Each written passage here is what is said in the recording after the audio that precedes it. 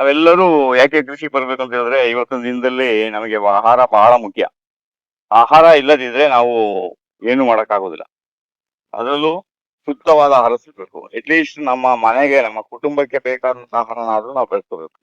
ಇಲ್ಲ ನಿಮ್ಗೆ ಒಂದು ತೆಂಗಿನಕಾಯಿ ಆದ್ರೂ ಬೆಳೆಸ್ಕೋಬಹುದು, ಅಥವಾ ನೀವೊಂದು ಅಡಿಕೆನಾದ್ರೂ ಬೆಳೆಸ್ಕೋಬಹುದು, ತರಕಾರಿ ಬೆಳೆಸ್ಕೊಳ್ಬಹುದು, ಹಣ್ಣುಗಳನ್ನ ಬೆಳೆಸ್ಕೋಬಹುದು. ಇವೆಲ್ಲವನ್ನ ಇವತ್ತು ಮಾರುಕಟ್ಟೆಯಲ್ಲಿ ಏನ್ ಮಾಡ್ತಾ ಅಂತಂದ್ರೆ ಎಲ್ಲವನ್ನ ವಿಷ ಹಾಕಿ ಬೆಳೀತಾ ಇದ್ದಾರೆ. ಮೊದಲೇ ಭೂಮಿ ಕೆಟ್ಟೋಗಿದೆ, ಅದಕ್ಕೆ ಬೇರೆ ವಿಷ ಹಾಕ್ತಾ ಇದ್ದಾರೆ. ಅದು ವಿಷ ಹಾಕಿದನ್ನ ಪುನಃ ನಾವು ತೆಗೆದು ಅದಕ್ಕೆ ಇನ್ನು ಬೇರೆ ಬೇರೆ ಮಸಾಲೆಗಳನ್ನ ಹಾಕಿ ಬಾಯಿ ರುಚಿಗೆ ತಕ್ಕಂತೆ ನಾವು ಆಹಾರವನ್ನು ತಯಾರಿಸ್ತಾ ಇದ್ದೇವೆ. ಅದಕ್ಕೆ ನಮ್ಮ ಹುಬ್ಳಿ ಧಾರವಾಡ ಕಡೆ ಹೇಳ್ತಾರೆ, ಕೆಲವರು ತಮಾಷೆಗೆ ಹೇಳ್ತಾರೋ ಅಥವಾ ಸೀರಿಯಸ್ ಆಗಿ ಹೇಳ್ತಾರೆ ಅಂತ ಹೇಳಿ. ಆ ಇವತ್ತಿನ ರೋಗ ರುಜಿನಗಳು ಬಂದಾಗ ಒಬ್ಬರು ವೈದ್ಯರು ಹೇಳ್ತಾರೆ, ಅಲ್ಲ ರೋಗ ರುಜಿನಗಳು ಬರಕ್ಕೆ ಅನೇಕ ಕಾರಣಗಳಲ್ಲಿ ಅವರು ಕೆಲವೊಂದು ಹಾಸ್ಯ ರೂಪದಲ್ಲೋ ಅಥವಾ ಸೀರಿಯಸ್ ನಲ್ಲೋ ಅಥವಾ ಇಂಜೆಕ್ಷನ್ ಕೊಡೋ ರೂಪದಲ್ಲಿ ಹೇಳ್ತಾರೆ. ಅವ್ರು ಏನ್ ಹೇಳ್ತಾರೆ ಅಂದ್ರೆ, ಮೊದಲೇ ಮಂಗ್ಯ ನೋಡಿ, ಅವ್ರು ಹೇಳೋದು ಮೊದಲೇ ಮಂಗ್ಯ ಅಂದ್ರೆ ಅದು ಕೋತಿ ಅಂತ, ಅದಕ್ಕೆ ಹೆಂಡ ಕೂರಿಸಿದ್ದಾರೆ ಅಂತ. ಆ ಹೆಂಡ ಕೂರ್ಸಿದ್ಮೇಲೆ ಏನಾಗ್ತದೆ, ಮೊದಲೇ ಕೋತಿ ಅದು, ಅದಕ್ಕೆ ಹೆಂಡ ಕೂರ್ಸಿದ್ಮೇಲೆ ಏನಾಗುತ್ತೆ, ಅದು ಇನ್ನೂ ತನ್ನ ಹುಚ್ಚಾಟವನ್ನ ಜಾಸ್ತಿ ಮಾಡುತ್ತೆ. ಆಮೇಲೆ ಅದ್ರ ಜೊತೆಗೆ ಏನ್ ಹೇಳ್ತಾರೆ ಅಂತಂದ್ರೆ ಚೇಳು ಬೇರೆ ಕಚ್ಬಿಟ್ಟಿದೆ. ಕೇಳ್ಬೇಕಾ, ಮೊದಲೇ ಕೋತಿ, ಅದಕ್ಕೆ ಸರಾಯಿ ಕುಡಿಸಿದ್ದಾರೆ, ಅದ್ರ ಮೇಲೆ ಚೇಳು ಕುಟಿಕೆ ಅಂತ. ಆಗ ಅದು ಯಾವ ರೀತಿಯಲ್ಲಿ ವಿಚಿತ್ರವಾಗಿರುತ್ತೆ ಅಂತ ಹೇಳಿದ್ರೆ ಅದನ್ನ ಹೇಳಕ್ಕೆ ನಾವು ಎಕ್ಸ್ಪ್ಲೇನ್ ಮಾಡಕ್ಕೆ ಆಗೋದಿಲ್ಲ. ಹಾಗೆ ಇಲ್ಲಿ ಏನಾಗ್ತದೆ ಅಂತ ಹೇಳಿದ್ರೆ, ಮೊದಲೇ ನಮ್ಮ ಭೂಮಿಯಲ್ಲಿ ಆಹಾರ ಉತ್ಪನ್ನ ಮಾಡೋದು ವಿಷವಾಗೋಗಿದೆ.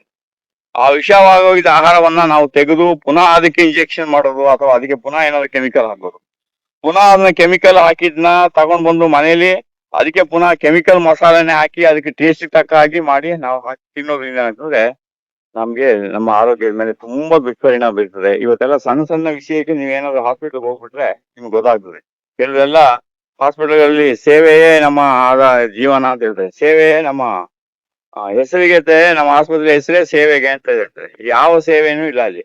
ಅದ್ರ ಮೇಲ್ಗಡೆ ಎಲ್ಲಾ ತರದ ಫೀಸು ವಸೂಲು ಮಾಡ್ಕೊಂಡು ಬಡವ್ರಿಗೆ ಸೇವೆ ಮಾಡಕ್ಕೆ ಅಂದ್ಬಿಟ್ಟು ಅದೊಂದು ಉಂಡಿಯನ್ನು ಇಟ್ಬಿಟ್ಟಿರ್ತಾರೆ.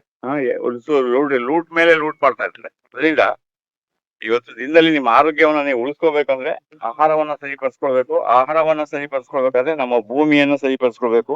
ಭೂಮಿ ಸರಿ ಆಗ್ಬೇಕಂತಂದ್ರೆ ನಾವು ಭೂಮಿಗೆ ವಿಷವನ್ನ ಹಾಕೋದು ನಿಲ್ಲಿಸಿ.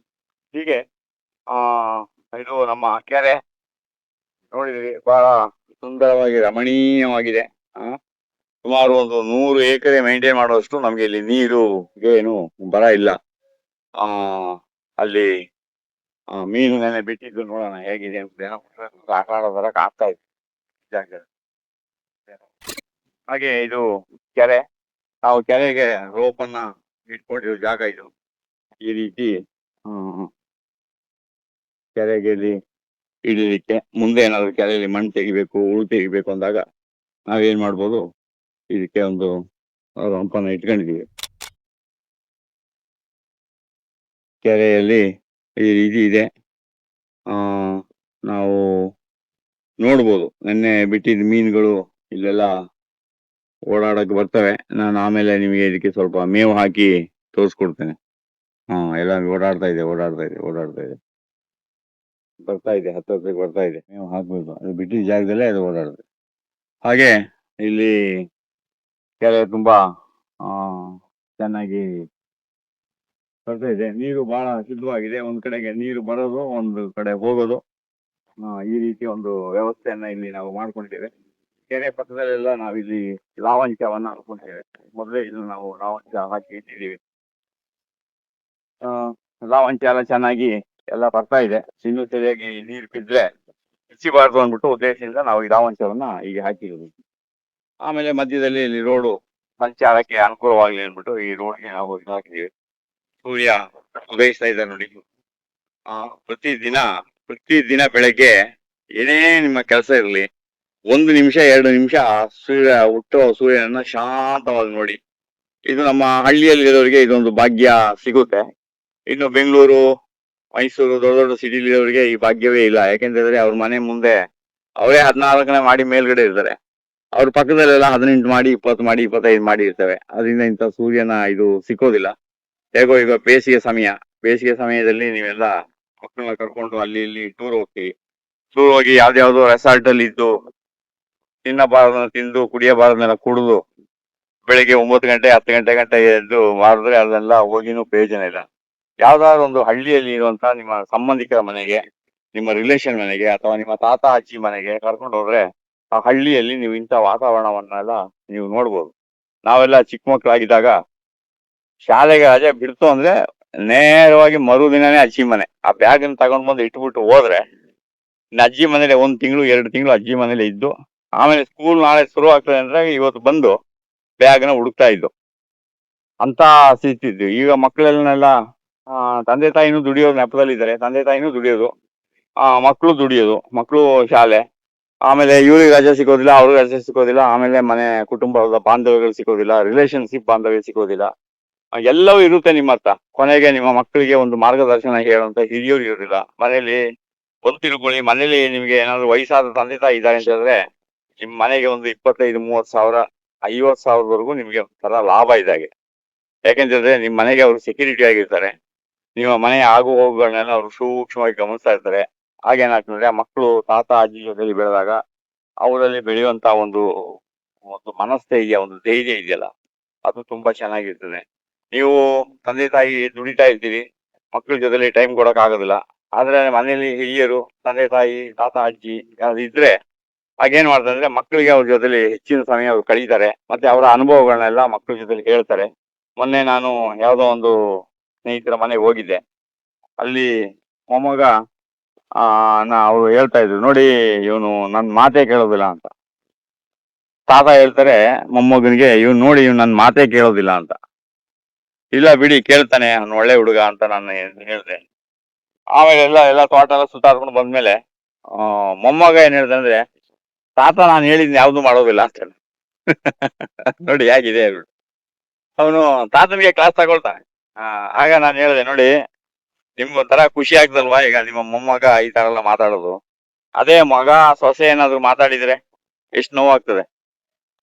ಅದೇ ಮೊಮ್ಮಕ್ಳು ಮಾತಾಡಿದ್ರೆ ಏನಾಗ್ತದೆ, ತಾತ ಅಜ್ಜಿಗೆ ಒಂಥರ ತುಂಬಾ ಖುಷಿ. ಅಯ್ಯೋ ನಮ್ಮ ಮೊಮ್ಮಕ್ಳು, ಅವ್ರ ಮಗೆ ಏನು ರಿವರ್ಸ್ ಹೇಳೋದಿಲ್ಲ ಅವರು. ಅದೇ ಮಾತನ್ನ ಅವ್ರ ಮಕ್ಳು ಏನಾದ್ರು ಹೇಳ್ಬಿಟ್ರೆ, ನೋಡಪ್ಪ ನಾವ್ ಇಷ್ಟೆಲ್ಲ ಕಷ್ಟಪಟ್ಟು ಬೆಳೆಸಿದ ನಮ್ಮ ಮಕ್ಳು ನಮ್ಗೆ ರಿವರ್ಸ್ ಮಾತಾಡ್ತಾರೆ ಅಂದ್ರೆ. ಅದೇ ಮೊಮ್ಮಕ್ಳು ಮಾತಾಡಿದಾಗ ಅದೇ ಹೇಳೋದು, ಮೊಮ್ಮಕ್ಳು ಮತ್ತೆ ತಾತನ ಬಾಂಧವ್ಯ ಹಾಗೆ ಇರ್ತದೆ. ಆಮೇಲೆ ಅವ್ನು ಚಿಕ್ಕ ಹುಡುಗ, ತುಂಬಾ ಚಿಕ್ಕ ಹುಡುಗ, ಒಂದು 8ನೇ ಕ್ಲಾಸು 9ನೇ ಕ್ಲಾಸು. ಊರೊಳಗೆಲ್ಲ ಗಾಡಿ ಎಲ್ಲ ಓಡಿಸ್ಕೊಂಡು ಬಹಳ ಖುಷಿಯಾಗಿ ಇದ್ದ. ತಾತ ಮೊಮ್ಮಗನ ಬಾಂಧವ್ಯ ಅದೇ ರೀತಿ ಇರಬೇಕು. ಅವ್ರನ್ನ ಇವ್ರು ತಮಾಷೆ ಮಾಡೋದು, ಅವ್ರನ್ನ ಇವ್ರು ತಮಾಷೆ ಮಾಡೋದು. ತಾತ ನನ್ನ ಮಾತನ್ನ ಇವನು ಕೇಳೋದಿಲ್ಲ ಅಂತ, ಏನ್ ಹೇಳಿದ್ನು ಕೇಳೋದಿಲ್ಲ ಅಂದಾಗ ಮೊಮ್ಮಗ ತಾತನ ಮೇಲೆನೆ ರಿವರ್ಸ್ ಆಗಿ ಕೇಳಿದ್ದಾನೆ, ನಾನ್ ಹೇಳಿದ್ನ ಯಾವ್ದನ್ನು ಇವ್ರು ಮಾಡೋದಿಲ್ಲ ಅಂತ ಹೇಳಿ. ಅಂದ್ರೆ ವ್ಯವಸಾಯದ ಬಗ್ಗೆನೆ ಅವನು ಒಂಥರ ಐಡಿಯಾ ಕೊಡ್ತಾನೆ, ಅವ್ರ ತಾತ ಒಂಥರ ಐಡಿಯಾ ಕೊಡ್ತಾರೆ. ಅಲ್ಲಿ ಆ ರೀತಿ ಇರ್ತದೆ. ಅದಕ್ಕೆ ನೀವು ಯಾವಾಗ್ಲೂ ಅಷ್ಟೇ ನಿಮ್ ಮನೆಯಲ್ಲಿ ಹಿರಿಯರನ್ನ ನಿಮ್ಮ ಮನೆಯಲ್ಲಿ ಇಟ್ಕೊಳ್ಳೋದು ತುಂಬಾ ಒಳ್ಳೇದು. ಇವತ್ತಿನ ದಿನದಲ್ಲಿ ತುಂಬಾ ವೃದ್ಧಾಶ್ರಮಗಳು, ಅನಾಥಾಶ್ರಮಗಳು ಜಾಸ್ತಿ ಆಗೋಕೆ ಕಾರಣ ಏನಪ್ಪಾ ಅಂದ್ರೆ ನಮ್ದೆಲ್ಲ ಒಟ್ಟು ಕುಟುಂಬ ಹೊರಡೆ ಹೋಗ್ಬಿಟ್ಟಿದೆ. ಈಗ ಯಾರನ್ನ ಕೇಳಿದ್ರೆ ಜಾಯಿಂಟ್ ಫ್ಯಾಮಿಲಿ ಅಂತ ಕೇಳಿದ್ರೆ, ಹೌದು ನಾನು ನನ್ನ ವೈಫ್ ಒಟ್ಟಿಗೆ ಇದ್ದೀವಿ ಅಂತ ಹೇಳ್ತಾರೆ. ತಾನು ತನ್ನ ಪತ್ನಿ ಜೊತೆಲಿರೋದೇ ಒಂದು ಜಾಯಿಂಟ್ ಫ್ಯಾಮಿಲಿ ಅನ್ನೋ ಸ್ಥಿತಿ ಬಂದ್ಬಿಟ್ಟಿದೆ. ಅದರಿಂದ ದಯಮಾಡಿ ನಿಮ್ಮ ಹಿರಿಯರಾದ ತಂದೆ ತಾಯಿಯನ್ನ, ವಯಸ್ಸಾದವ್ರನ್ನ ನೀವು ಜೊತೆಲೇ ಇಟ್ಕೊಳ್ಳಿ. ಏನೇ ಕಷ್ಟ ಆದ್ರೂ ಪರವಾಗಿಲ್ಲ. ಯಾಕೆಂತಂದ್ರೆ ಎಂತ ಕಷ್ಟದಲ್ಲೇ ನಿಮ್ಮನ್ನೆಲ್ಲ ಅವರು ಸಾಕಿದ್ದಾರೆ. ನಮ್ಮ ಡಾಕ್ಟರ್ ಆಂಜಿನಪ್ಪನವ್ರು ನೋಡಿ, ಅವ್ರ ಕತೆ ಕೇಳಿ. ಡಾಕ್ಟರ್ ಆಂಜಿನಪ್ಪ ಅಂದ್ರೆ ನಿಮ್ಗೆಲ್ಲರಿಗೂ ಗೊತ್ತಿದೆ. ಎಂತ ಅದ್ಭುತವಾದ ಅನುಭವ, ಎಂತ ಸಣ್ಣ ಸಣ್ಣ ವಿಚಾರಗಳನ್ನೆಲ್ಲ ಎಷ್ಟು ಚೆನ್ನಾಗಿ ಅವ್ರು ಹೇಳ್ತಾರೆ. ಅಂತ ವೈದ್ಯರು ನಮ್ಮ ಮಧ್ಯದಲ್ಲಿ ಇದ್ದಾರೆ ಅನ್ನೋದೇ ಒಂದು ದೊಡ್ಡ ನಮ್ಗೊಂದು ಖುಷಿ. ಕೆಲವು ನೇರ ನುಡಿ ಮಾತಾಡ್ತಾರೆ ಅವರು. ನೇರ ನುಡಿ, ಯಾರಿಗೂ ಮುಲಾಜಿ ಇಟ್ಕೊಳ್ಳೋದಿಲ್ಲ. ಯಾಕೆ ಮುಲಾಜಿ ಇಟ್ಕೊಳ್ಳೋದಿಲ್ಲ ಅಂತ ಹೇಳಿದ್ರೆ, ಅಲ್ಲಿ ಹೋಗಿ ಯಾರ ಹತ್ರ ಪ್ರಶಸ್ತಿ ಸನ್ಮಾನಕ್ಕೆ ಏನು ಅವ್ರು ಬೆಕ್ ಮಾಡೋಗೇನಿಲ್ಲ. ಆಂಜನೇಯಪ್ಪನವರು ಕಲಾ ಮಾಧ್ಯಮ ಇದರಲ್ಲಿ ಕೇಳಿಸ್ಕೊಳ್ಳಿ ಎಲ್ರು. ಬಹಳ ಬಹಳ ಅದ್ಭುತವಾಗಿ ಹೇಳಿದ್ದಾರೆ. ಕಲಾ ಮಾಧ್ಯಮ ಅನ್ನೋ ಒಂದು ಯೂಟ್ಯೂಬ್ ಚಾನಲ್ ಅಲ್ಲಿ ಡಾಕ್ಟರ್ ಆಂಜನೇಯಪ್ಪನವರು ತಮ್ಮ ಅನುಭವನ ಬಹಳ ಚೆನ್ನಾಗಿ ಹೇಳಿದ್ದಾರೆ. ನಮ್ಗಂತೂ ಅದು ಹೇಳ್ತಾ ಇರೋದೆಲ್ಲ ನಮ್ಮ ಜೀವನಕ್ಕೆ ಬಹಳ ಹತ್ತಿರದಲ್ಲೇ ಇದೆ. ಅದರಿಂದ ಅದು ಬಹಳ ಖುಷಿ ಆಗ್ತದೆ. ಮತ್ತೆ ಪ್ರತಿಯೊಬ್ಬರಿಗೂ ಅದೆಲ್ಲ ಒಂದೊಂದು ಎಕ್ಸಾಂಪಲ್ಸ್. ಹಾಗೆ ಆಂಜನೇಯಪ್ಪನವರು ಅಷ್ಟು ದೊಡ್ಡ, ಈಗ ಅಷ್ಟು ಫೇಮಸ್ ಡಾಕ್ಟ್ರು, ಒಂದು ತುಂಬಾ ಅವರ ಬಡತನದ ಸೆಲೆಯನ್ನು ಅವರು ಬಿಟ್ಟು ಸೇರಿದ್ದಾರೆ. ದಯಮಾಡಿ ಅವರ ಸ್ಟೋರಿಯನ್ನ ಕೇಳಿಸ್ಕೊಳ್ಳಿ, ಅವಾಗ ನಿಮ್ಗೆ ಒಂದು ತುಂಬಾ ಇದು ಸಮಾಧಾನ ಆಗ್ತದೆ.